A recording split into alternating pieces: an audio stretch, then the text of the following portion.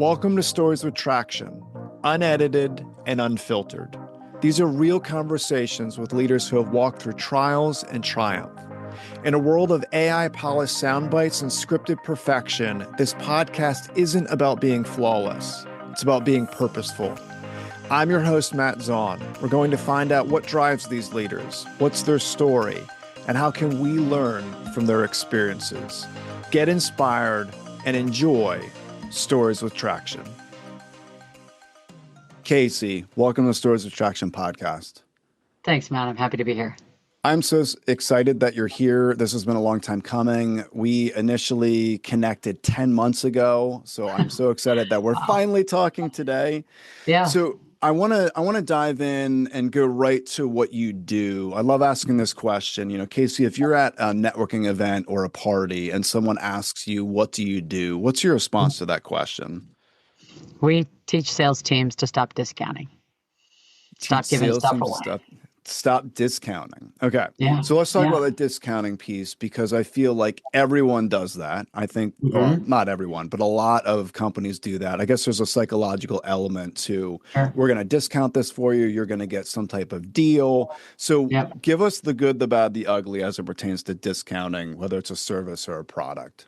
Well, I think discounts come in a lot of forms. Sometimes it's like some promotion or sale, or it shows up on an invoice. But the more insidious part is where we tell ourselves we're not doing it. So really, it's, we teach sales teams to stop underpricing. And that can be in the form of overt and specific discounts, but it can also be the thing that happens after we've negotiated against ourselves before we ever even put it in front of the customer. So discounts, it's not that they have no place.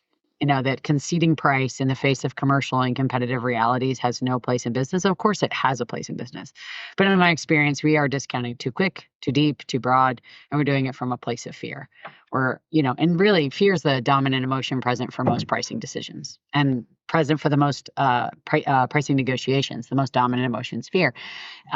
We're pricing not to lose. We're scared to lose the business. We're scared to lose the deal. We're scared to lose the customer. And so there's a lot of really sort of scarcity and fear-based decision-making when it comes to pricing, rather than pricing confidently to win. We're pricing not to lose. And fear, it's just one more thing about this, I guess. You line up 100 people who sell stuff and serve customers, and you say, what do you love about pricing? I bet you my house, 0 of them would say, I cannot wait to tell them the price tag. I can't. Or what do you love about selling?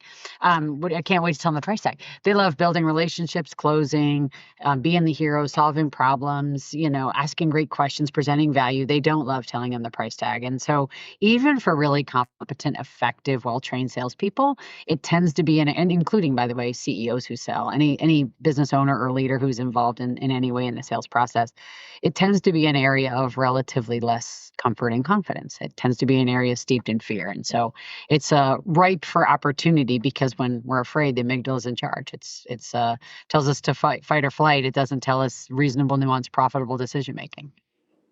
Yeah, I really appreciate you bringing that fear piece. And there's like fear on both sides, right? Because often when it comes to a prospect or a client, there's elements of fear, or that's where a lot of those objections come from.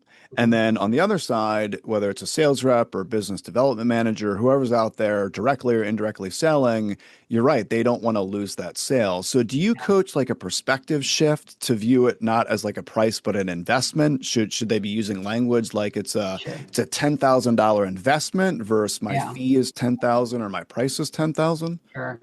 Yeah, so to be clear, yes, language is very important, and the messaging we use is incredibly important to create context for our number. It's like, this is $1,000 a lot of money.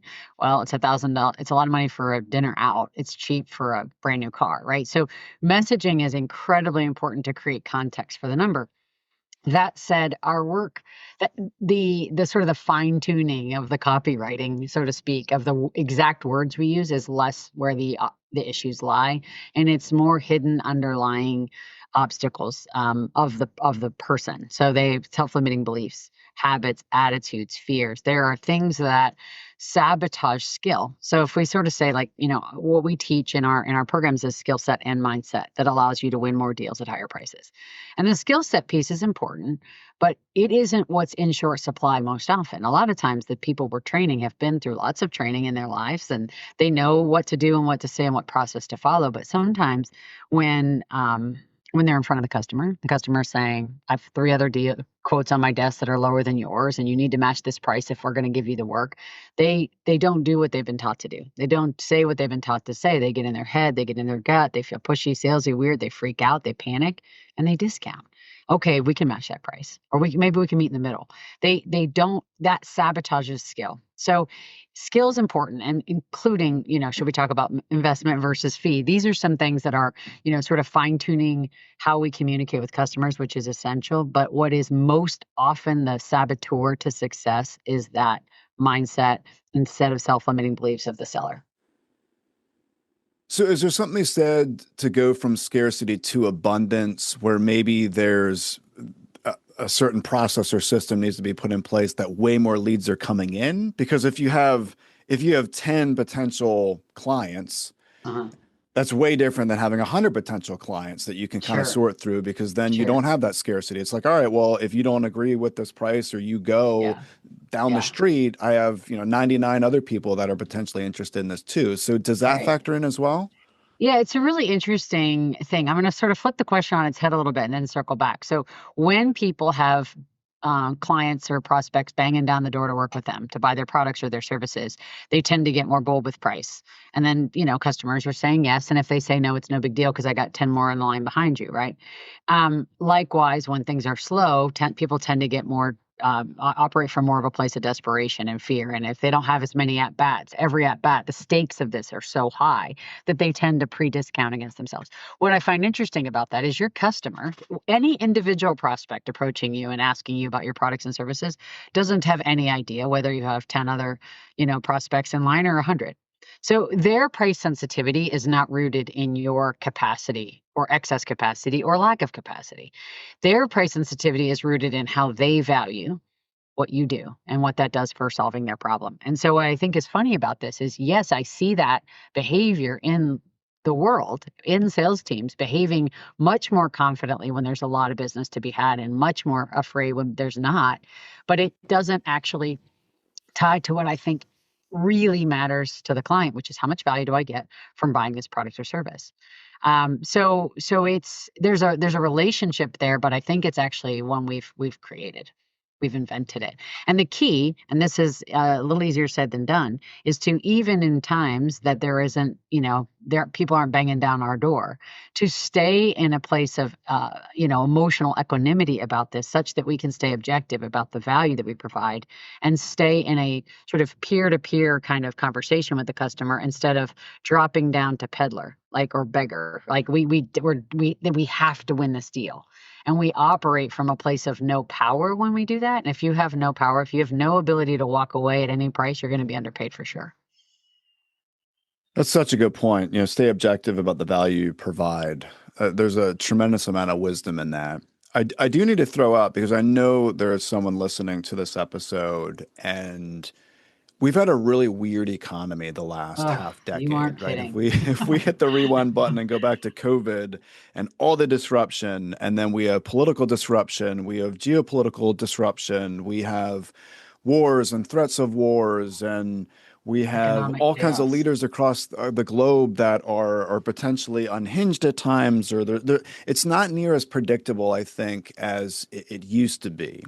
That's right. And it's interesting because I'll walk into a room of business leaders, and sometimes I have an assumption where I'm like, oh, I bet this business is not doing well, but they might be doing exceptionally well. Or I might think the exact opposite, where it's like you really don't know where someone is in the economy. Some Yeah. businesses are doing very well, and some are very concerned, and right. Yeah. And the news today, like, we don't have as much investigative journalism as we used to. The news today, it really preys on certain fears. There's elements of clickbait. There's all kinds of ad companies, like, you're trying to boost ad dollars. So it Mhm. needs to be driven not needs, but that's what news does. It's driven. You Sure. use the word fear from fear, right? Yeah. So if anyone's watching the news, they think the sky is falling, the world's going to Right. explode next week. Right. And when we're in times of challenge, when we're in Hmm. times of even a recession or whatever the case may be,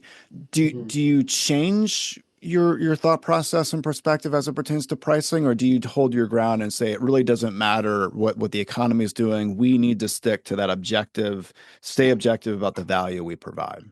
So there's some through lines that are constant in every economic climate, and being staying rigorously connected to the value that you provide and making sure that the customer has clear understanding of that is true and helpful in any economic climate. In any, things are gangbusters, things are super slow, things are very uncertain. There are it tends to be less so in other words, what changes in the different climates is less the underpinnings, the sort of foundational stuff. The foundational stuff doesn't change. There's always, the ABCs of getting pricing right are rooted in value and relentless rigorous connection to what the customer cares about.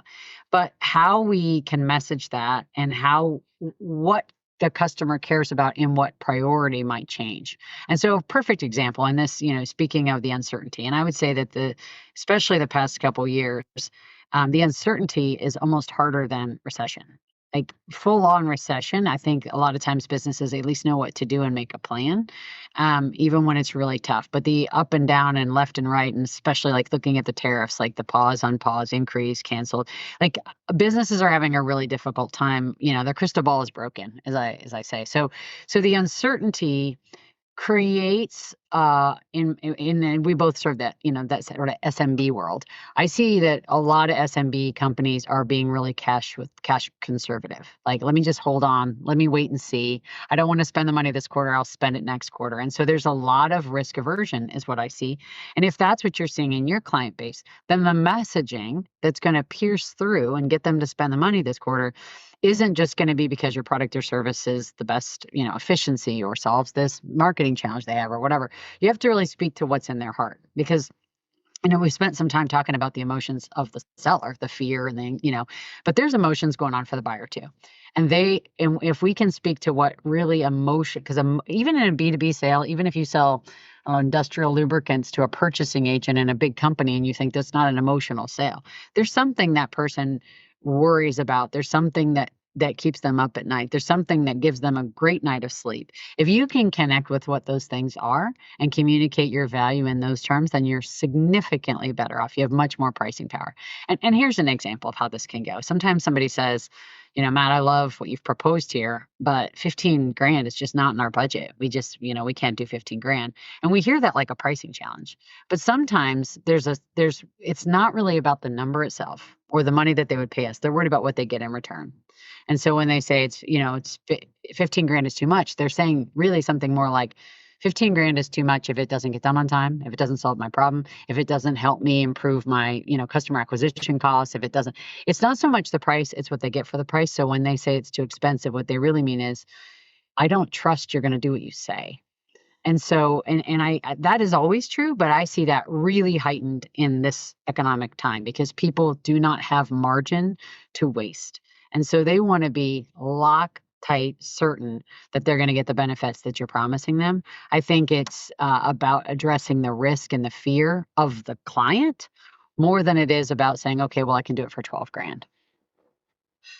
Yeah, that's a really good point. I really appreciate you bringing up the purchasing manager example, because I've often been told by some business leaders, like, what if I'm dealing with someone that's not an emotional person? And that's just not true. Everyone's Yeah. emotional. They might not be happy-go-lucky, smiling, bouncing off the walls, but if you have a Yeah. purchasing manager, yeah, we could list out some of their fears, right? They don't want to look Yeah. stupid to their boss. They want to make Right. sure that the Right. supplier they're going through knows what they're doing. They're going to get their product on time.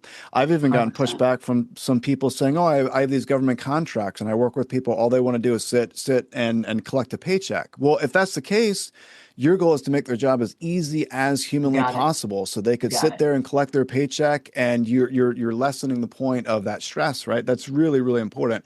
So I want to talk a little bit about value, and I know I wouldn't want to say like easier, but we can conceptualize what kind of pricing would go into a product, right? If there's research and development, there's overhead, there's the manufacturing costs, and then you add your profit on top. Understandable.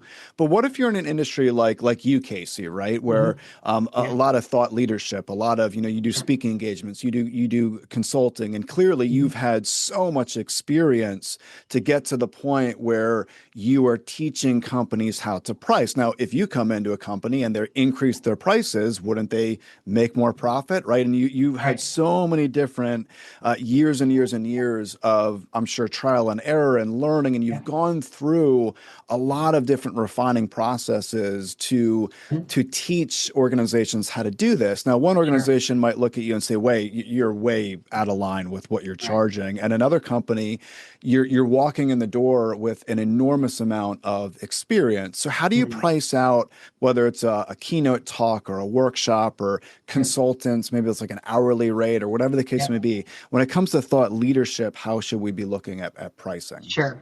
Sure. Well, I think I have an easier job doing that for my work than some, and so I'll sort of speak to my own thinking around that for businesses more like mine with a pretty direct line to profitability improvement. But there are other folks out there that might be listening to this that have their own thought leadership that's a little fuzzier, and I can speak in a slightly more general way as well. So this is hopefully is a helpful answer for everyone. But for me, if whether it's a keynote or our training programs, let's say somebody hires us for one of our 10-week training programs and they have I don't know, $50 million business annual. And I think easily based on what they sell, who they sell to, the nature of their competitive landscape, the value, the strength of their value prop, that we can help them improve their pricing by, I don't know, say 5%. That's $250,000.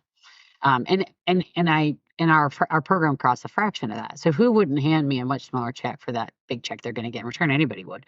So we, when we give them our price tag, we say, hey, you're going to get a 10x plus return on this. And by the way, it's 100% money back guaranteed. And we've never had anybody ask for their money back.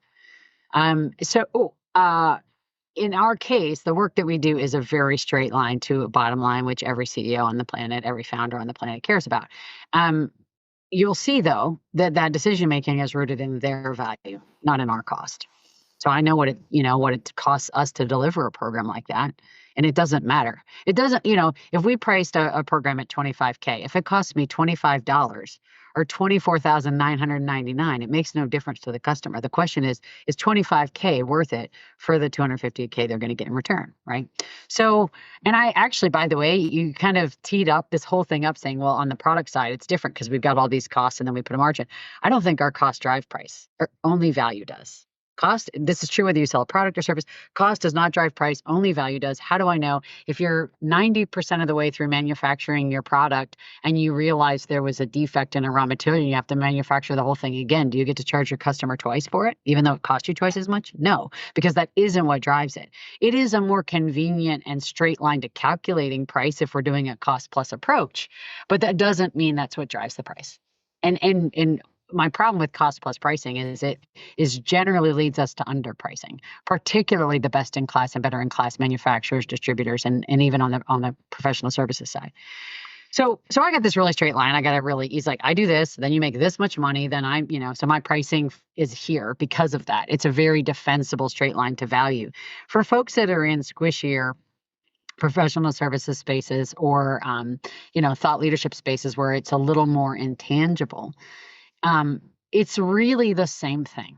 In other words, who values this enough to pay for it? And how much do they value it? And the degree to which we can tie it to anything hard, we can get our arms around, if you invest in this leadership coaching, then, you see, Gallup says 76% of people are actively disengaged or, which is costing this kind of turnover. If you can put some hard numbers to any of that, even if it's sort of circumstantial, it's always great to speak to that because I think that bolsters your price tag. But other than that, it can also be qualitative. We see, from our clients that, they're employees report, this. And so you can be, it can still be squishy, but I would always root it in value.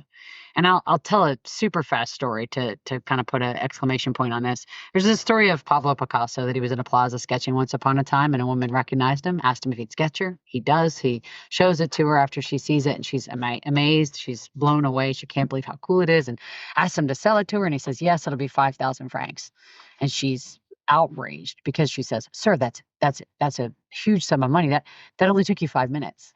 He says, "No, madam, it took me a lifetime." So it is very tempting when what you sell is expertise and knowledge to say something like, that only took me 5 minutes. Customer asked me this unsolvable problem and I did it in 5 minutes. Well, the only reason you could do that in 5 minutes is you've done it 10,000 times before. Don't be tempted to underprice what's valuable to the customer just because it happens to be something that's easy and fast for you to produce. It's no less valuable to them. So, this is all to say we have to really understand why what we know and what we share helps them as clearly as possible, why they care about that, and then we can price accordingly. Yeah, this is very fascinating to me, and you're really changing my perspective on this, which I really appreciate. And I'm sure it's helping a ton of people listening as well. I really need to kind of sit with some of the things that you're saying because I'm hearing stuff that I haven't quite heard in those terms before, and I really appreciate that.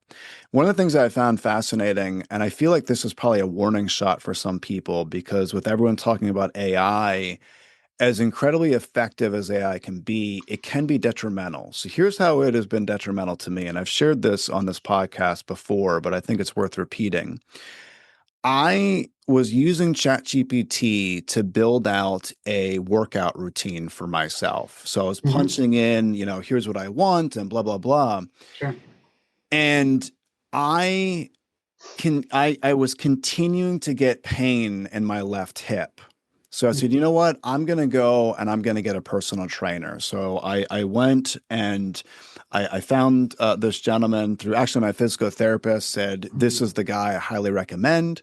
So I went to this individual. We had an assessment and he said, what do you want to do? And all these different things. And then he was looking at how my body moved, how I walked, how I stood, how I laid. It was an hour assessment where he's looking at every aspect of my body. And when I told him what I wanted and needed, and I shared with him what I was doing and what I wanted to do, he looked at me and he said, I would never recommend someone that has your body and the way that you're moving. I would not recommend you do that. I think you're about 6 months to a year away from even considering doing that. And what was interesting is ChatGPT was kicking back different things that were actually hurting me. Yeah. And everyone knows like AI just validates different things. It's a yes very man agreeable. for sure. Very agreeable, right? Yeah. And talk about a good personal trainer, someone saying, no, you're not going to do that. You told me what you want. Here's how we're going to get it. This guy has decades and decades of experience. So from a value perspective, this person has trained, thousands of people over the years, decades worth of experience. So talk about different aspects of where value comes from. So with AI is experience valuable? I would say it is based on what I experienced. Sure. So there's time, there's what the market would demand, there's what the client what are all the different layers of value when we're talking value? Well, certainly, this is quite different if you're talking about somebody who's manufacturing bolts and fasteners versus someone with expertise like a trainer or a thought leader. But I would say certainly as it relates to expertise and somebody buying expertise or going to ChatGPT instead, what was really missing in that story, as you share it, is really the discernment. The AI did not discern enough. You didn't know to ask it to ask you about things and obviously it's not able to physically, observe you or anything else, but something that personal trainer understood about you told him this wasn't the right exercise for right now. And you didn't know how to prompt AI to ask you that because you're just like, help me get a workout routine. AI wasn't smart enough to do that. And so what was missing there was discernment. And I think that's an incredibly valuable piece of expertise that makes a price tag worth paying, including, and I say this sometimes when, we have a client that'll say, well, I'm thinking about doing this. I'd like to change the comp plan of my team to this, or I'd like to start charging customers for that. And like they'll just have some kind of question like that. And I am not shy. Always try to do it in a respectful and diplomatic way, but say, here's my concerns about the path you're thinking about going down.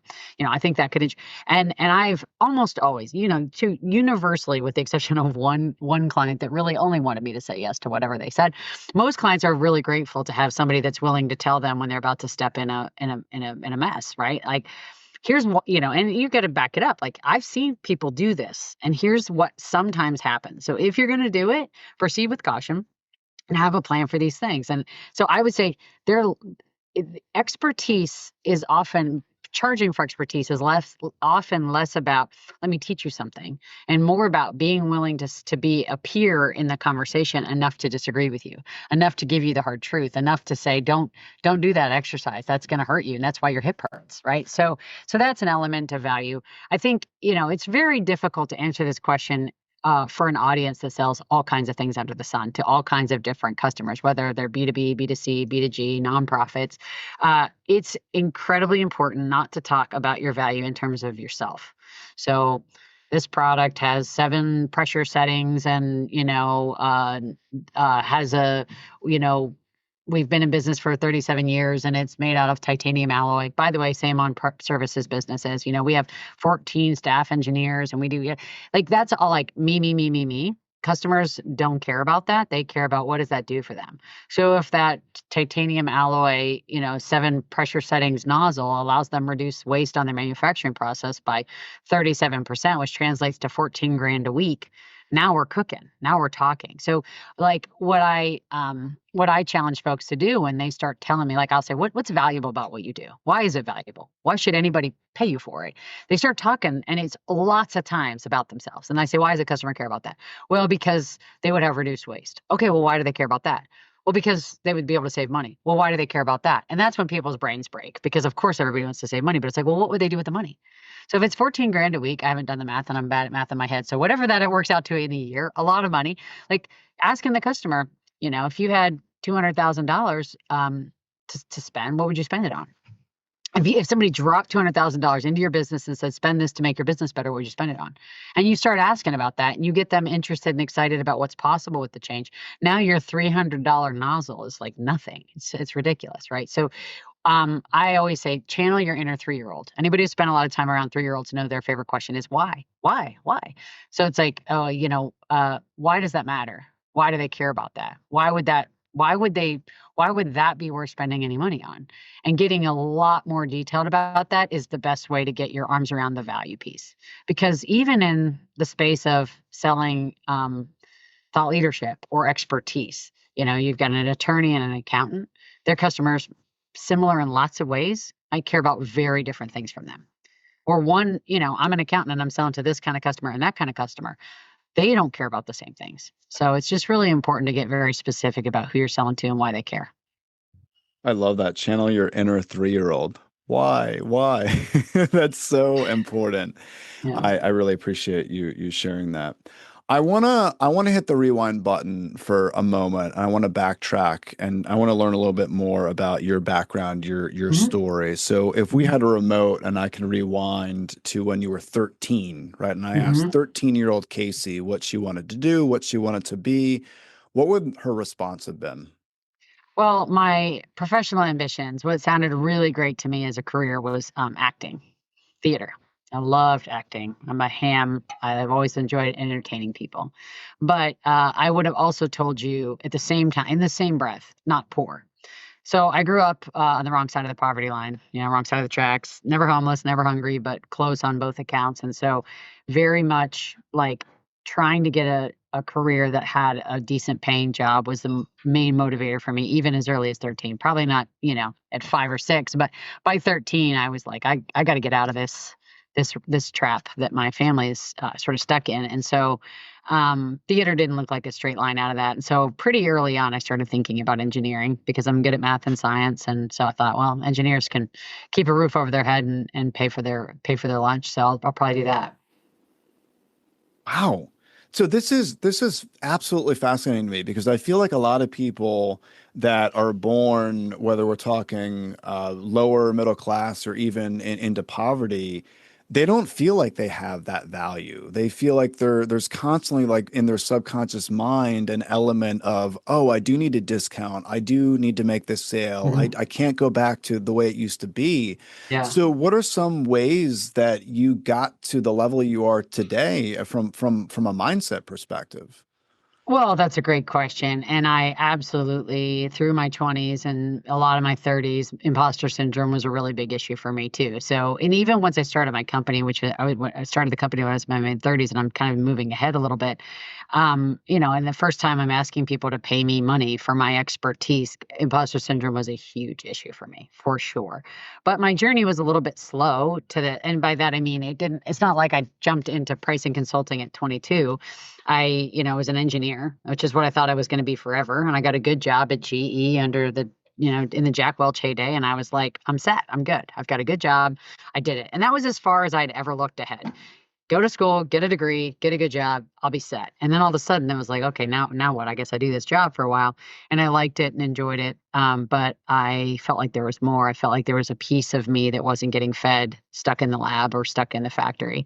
So that's when I did a rotational program at GE at that time, which was a Six Sigma Black Belt program. And so I did a rotation in pricing and got real into it. And at GE, that was a very analytical and strategic program. So a lot of elasticity calculations and segmentation analysis, a lot of statistics, which I was suited for. I didn't have any clue at that time mindset and the where I am now with this whole thing about confidence in your value is this cornerstone of getting paid well. None of that was on my radar. That I came to that over time, being in the pricing space and being in the room with where negotiations were happening and seeing the poker game of pricing. Buyers are trying to hide how much they're willing to pay. Sellers are trying to hide how they're willing to accept.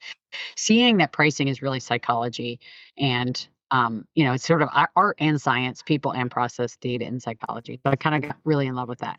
As it relates to my own journey and my own ability to have the confidence in it, I read a book by Patrick Lencioni right when I started my business called Getting Naked, and it's about how to show up in a professional services business in a really kind of a vulnerable way. You don't have to walk in the door having all the answers. You walk in the door having good questions, and that helped me a lot. And there was certainly some fake it till you make it.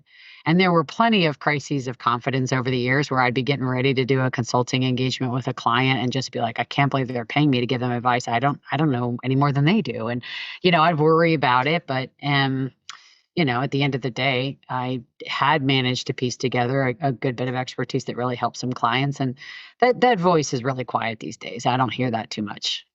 It's been a long time since I've had a feeling like I don't know enough to be helpful. This is all very fascinating to me because you're saying you were at GE, engineer, you're rotating through, you use the word analytical, right? Very analytical regarding the pricing piece. You mentioned hiding. That I think that Yeah. word's key. I think a lot of sales reps try to hide their price. And I Yeah. do find it fascinating where most proposals you have, multiple pages Yeah. and it's normal font. And then at the Yeah. very, very bottom, there's like a minuscule little Yeah. line about pricing. It's like we always want to bury pricing. We want to hide it around the Yeah. corner. How Yeah. did you get to the point of being so stinking confident in your pricing? Is it really about that confidence to confidently start with the pricing? Well, it's about facing discomfort.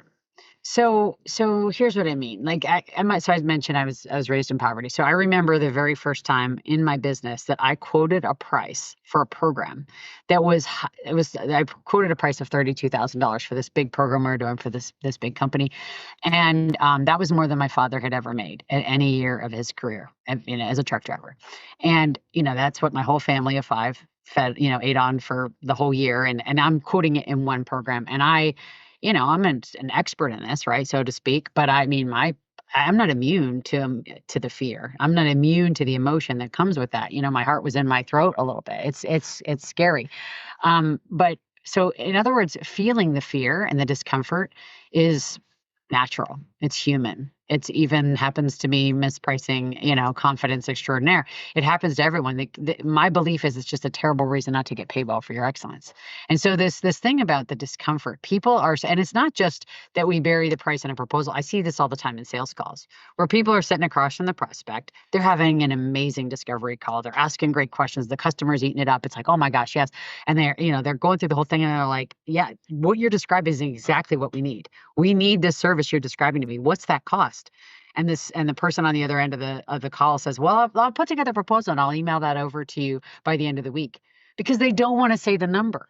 And they're so allergic to the number. They're so allergic to what they fear the customer is going to say in response, the look on their face, that they will avoid it. And so then they don't have that conversation right then and there. And I would say it's always better to have the conversation right then and there. Well, I have a couple more questions to really nail that number down with you, but based on everything I'm hearing so far, I think that could cost between $5,000 and $10,000. When I say that number, are you falling out of your chair like, oh my gosh, what a waste of time, we shouldn't even, or are you like, yeah, let's keep talking? Does that seem about right? Falling out of your chair, where are we? And I would always rather know that quickly. Fail fast. If they're like, oh, I thought it was going to be $500, well, then don't put 4 hours into putting together a proposal. Thanks for your time. If they're like, well, that's more than I thought it was going to be, but I guess we should keep talking. Well, but people are so allergic to that moment of discomfort. And I would say, like, all right, let me ask you a question, Matt. What's your zip code? 19335. That's a little high. Yeah, like, it's ridiculous, right? Like, there's no such thing as a zip code that's too high or too low, right? And you're laughing because it has no meaning. It's irrelevant. And I do not kid myself to get to say that we will get to the point where when I'm telling a prospect a number, that I will feel as completely neutral about it as I do when I say that my zip code is 43202. But if we can work in that direction to being less emotionally laden, less fearful, less uncomfortable, like, you're going to say the number and they're going to say yes, or they're going to say no. And that's it. And that goes back to even one of the things you said, if people are beating down the door versus nobody wants our stuff, we behave differently. That's because we're so precious with every sale. If we can be, and when we're that way, by the way, the more precious you get about every sale, then you behave as if, you like, the stink of desperation crawls into the sales process, and customers and dogs can smell fear, and you start behaving desperate, you start behaving fearful, it gets weird. And if you get weird, they're going to get weird, the whole thing gets weird. If you can just say, this costs between $5,000 and $10,000, and they're going to say yes to it, or they're going to say no to it, and that's it. So the goal is to move in the direction of the same amount of emotion we feel when we say the zip code. Have you ever been in a situation where you'll throw out, it's between $5,000 and $10,000, and the customer will say, "Oh my gosh, I thought you were going to say 25,000. This is amazing." Have you ever been in a situation where they were thinking it's going to be so much more expensive? Oh, they're very often people are thinking it's going to be more than somebody says, but they almost never say that. This gets to one of the reasons we have so much fear about pricing, which is that we get asymmetrical feedback. Meaning, when we are too expensive, we certainly hear that. When we are too cheap, we never hear that. Interestingly enough, sometimes when we are too cheap, meaning they thought it was going to be 15K and we told them it was going to be 10, and they're thinking, oh my gosh, that's great, I already got $5,000 in my pocket. Some of those people will still say, I don't have 10 grand for this. I've got $8,000 in the budget. Can you do it for 8? Meaning they thought it was going to be more, but they're still trying, because why not? Can't hurt to ask, right?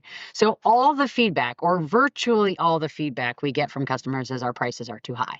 And that asymmetrical feedback starts to chip away at our confidence. There's lots of times that, and every person on the planet who sold something has said to the customer what the number is going to be, and the customer thought, I thought it was going to be more, but they generally don't say it. Almost never do people say it, because it's against their best interest to disclose that. So people don't share that. And because we get that asymmetrical feedback, and because of something called the negativity bias, which is where we recall negative events with greater frequency and intensity than positive events, we hear all that negative stuff and we overreact to it. It's all we think there is. And another way I like to say this is, you can win 20 deals in a row and then lose one. And the customer says, it was too expensive. And you're like, oh my gosh, my prices are too high. We over ascribe importance to the negative. So yes, people think that. No, they don't say it. Almost never. If someone does price too low, is it better to ask the client, what's your budget for this? Especially we're talking for like a training or a workshop, what's your budget for this? Oh, we've allocated 20,000 or whatever the case might be. Because if they're between 5 and 10, would they increase the cost? Or based on what you said before about cost does not drive price, the value, do they stay the same? Is it still between 5 and 10, even if they have a budget for 20? I think it's fine to ask it. I don't find clients are particularly forthcoming and honest about budgets. And I get why, because they're afraid of exactly what you just said, which is it was only going to cost me 10, but now it's going to cost me 15 because I said I had a budget for 15. So customers get a lot of times, particularly on that services side of the business, maybe less so on the product side, get cagey about budgets. They don't want to tell you like, oh, I don't really know. We don't have an exact figure set for this yet. But I think if you're really trying to get your arms around their budget, at least a little bit, you can, when they say, I don't know, and you say, well, if it costs 20 grand to solve this problem, would that be worth spending? Oh, no, I probably couldn't do 20. I could probably do 10. They went from not having a budget to having a budget. So you can, by throwing out a bad first draft, then you can get them to react to that number. So I don't hate that approach. I don't find, especially again on that services side, it's terribly fruitful to do it. I think it's generally better to have, based on your understanding of what their needs are and your ability to solve their problem and how they value that. Here's the number to do that. I'd love to work with you. And then, oh, well, that's outside our budget. Well, then one of two things is going on. Either it's a tactic, and then there's ways to deal with that, or there's a real budgetary limitation, in which case one of two things happens from there. Either you can de-scope in some way to get their budget, or you can't. And then, then they go and do something else. So really a lot of what we teach is around sort of separating fact from fiction, meaning separate tactic from reality, and how to navigate that and talk to the customer in a way that keeps the relationship intact, but allows you to kind of call BS when they're just pulling tactics on you. Thank you so much for sharing that. I appreciate that. And thank you so much for your time today. I got a ton out of our conversation. There's three things in particular that I'm going to remember and I need to process myself, after this conversation concludes. The first thing you said, where it's obvious, but I've never really thought about it in these terms. You said customers don't know how many customers are behind them. They don't know. It's almost like people that get up and they have a talk, written out and they forget a line. It's like, the audience doesn't know that you forgot that line. They still think it's great, right? So they don't know. And then you said after that, you said, stay objective about the value you provide. A ton of wisdom in that. The second piece that you mentioned is cost does not drive price, value does. Really important. And then the third and final piece, you said, don't talk about value in terms of yourself. And then you went on to say, channel your inner 3-year-old, why? What's in it for them? Why does this matter to them? Again, a ton of wisdom. Thank you so much. People want to reach out to you, Casey, to bring you in or your team for a workshop or a training. They want to reach out to you for your services. Where's the best place they can go to get that information? So anybody who wants their team to be great at this stuff can find us at boostpricing.com. I do some keynoting, and so for us, if it's a speaking opportunity, you're on a planning committee for a conference or something, my speaking site is caseybrown.com.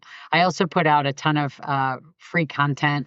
First of all, on our website, if you subscribe to our blog, we put a bunch of stuff out there, but I also put a lot of stuff on LinkedIn, and you can just find me at Casey Brown Boost. Search those terms on LinkedIn, you can find me. And finally, a little over a year ago, I published my book. It's called Fearless Pricing, and it's available Amazon, Barnes, and anywhere books are sold, you can find that book, and it's available in all the formats. So if you want more of this, then that's where you can find it. Absolutely. That sounds great. I will include all that in the show notes. People could just click and go from there. Thanks again, Casey. Really appreciate your time today. Thanks so much, Matt. I enjoyed it a lot. Thank you for listening to the Stories with Traction podcast. If you found this discussion helpful, please leave a review, since positive reviews help others find these conversations. New episodes drop regularly, so stay tuned. And remember, if you want to persuade with power and inspire those around you to take action, you must share more stories.